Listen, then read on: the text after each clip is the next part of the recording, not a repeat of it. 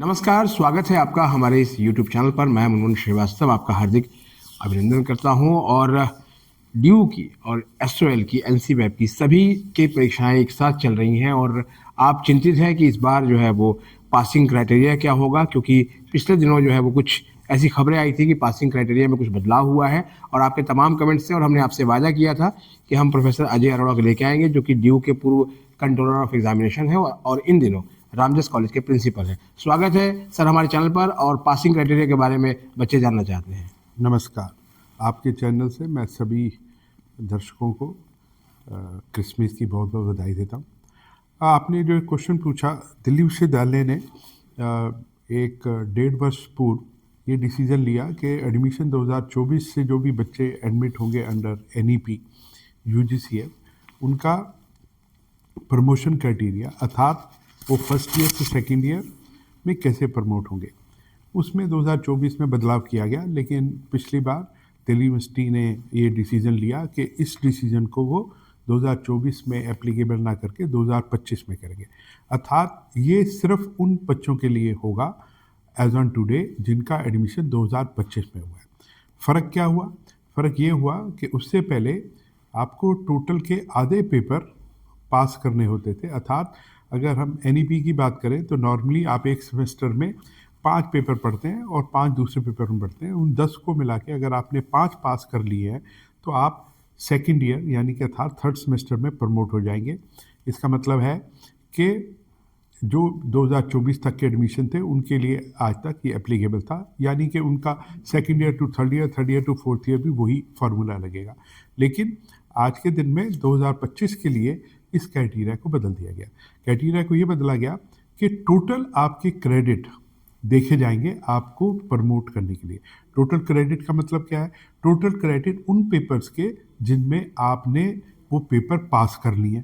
अब अगर मेरे से पूछा जाए किस पेपर को मैंने पास कर लिया जिसमें भी मेरा ग्रेड एफ ना होके कोई और ग्रेड है, अर्थात वो डी हो सकता है, सी हो सकता है, बी हो सकता है, बी प्लस हो सकता है, ए प्लस या ओ हो सकता है। कोई भी अगर ग्रेड है वो पेपर आपका पास माना जाएगा। यानी कि उस पर्टिकुलर पेपर जिसमें आपको ग्रेड एफ ना मिलके कोई और ग्रेड मिला है, उसके क्रेडिट को जोड़ के अगर आपका टोटल फर्स्ट और सेकंड क्रेडिट को मिला के 26 क्रेडिट हो जाता है, अर्थात 26 क्रेडिट के पेपर आपके अगर हो जाते हैं तो आप प्रमोट हो जाएंगे सेकेंड ईयर थर्ड सेमेस्टर के लिए। यानी सर यही सवाल था स्टूडेंट्स का कि कितने पेपर इस बार पास करने होंगे। देखिए, ये कहना बड़ा मुश्किल है क्योंकि 26 का आपको 26 क्रेडिट लेने हैं। 26 क्रेडिट अगर आप देखें तो ये 4 से भाग नहीं होता, और अगर 2 से भाग करूं तो 13 होता है, और 13 पेपर ऐसे होते नहीं जो 2 क्रेडिट के हों। तो ये तो आप मान लीजिए, मैं एक छोटा सा एग्जांपल लेता हूं कि आपने 3 पेपर फर्स्ट सेमेस्टर के और 3 पेपर सेकंड सेमेस्टर के 2-2 क्रेडिट के सारे पास कर लिए, अर्थात 6 क्रेडिट आपके फर्स्ट सेमेस्टर में आए, 6 क्रेडिट आपके सेकंड सेमेस्टर में आए, यानी कि आपके 12 क्रेडिट हो गए। और आपको चाहिए 26, यानी कि अब आपको और 14 क्रेडिट चाहिए। 14 क्रेडिट का मतलब है कि आपको अगर 4 क्रेडिट के मैं देखूं तो मैथमेटिक्स के हिसाब से आप 4 क्रेडिट के 4 पेपर 16, तो इस केस के अंदर आपके 28 क्रेडिट बन जाएंगे। कोई बात नहीं, अगर आप बहुत मैथमेटिकली जाना चाहते हैं, अगर आपने 5 पेपर 2 क्रेडिट के पास कर लिए हैं और 4 पेपर 4 क्रेडिट के कर लिए, 4 गुना में 4 16 और 5 गुना में 2 10, तो आपके 26 क्रेडिट हो जाते हैं और आप एलिजिबल हो जाएंगे अगली क्लास में जाने के लिए।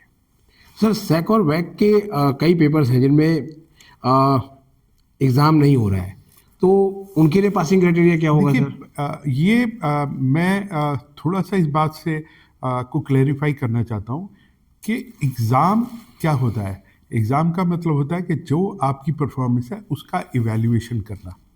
तो दिल्ली विश्वविद्यालय ने ये बहुत कंसिडरेट होके एक डिसीज़न लिया कि हमारे सैक और वैक के पेपर जो है वो कॉन्टिन्यूस असेसमेंट मोड होगा, यानी कि उसकी असेसमेंट होगी, उसकी असेसमेंट का तरीका एंड टर्म एग्जाम ना होके कॉन्टिन्यूस असेसमेंट मोड में है।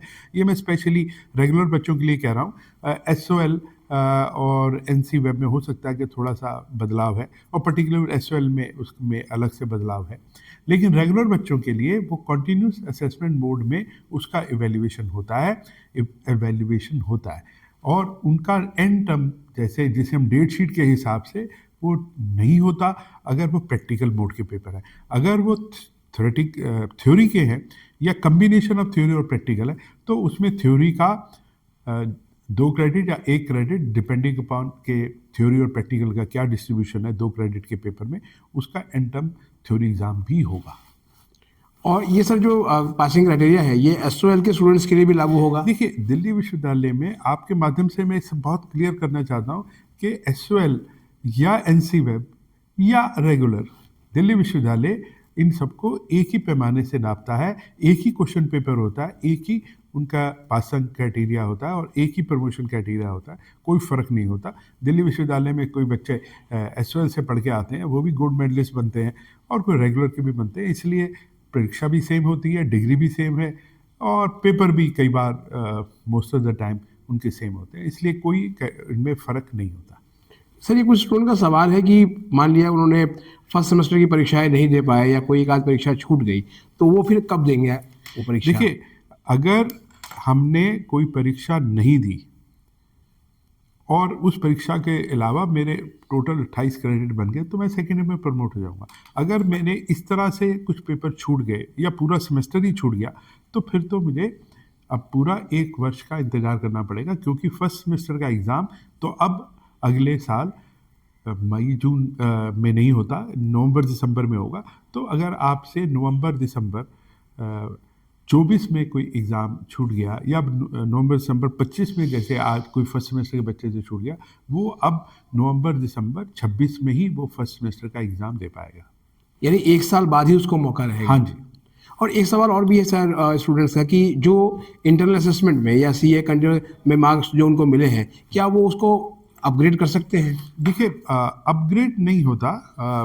इसको अगर बच्चा चाहे कि उसकी अगर परफॉर्मेंस अच्छी नहीं रही और वो इस वजह से अपने इंटरनल असेसमेंट और कंटिन्यूस असेसमेंट, बच्चे प्राय उसको एक ही समझते हैं और ये दोनों अलग अलग है।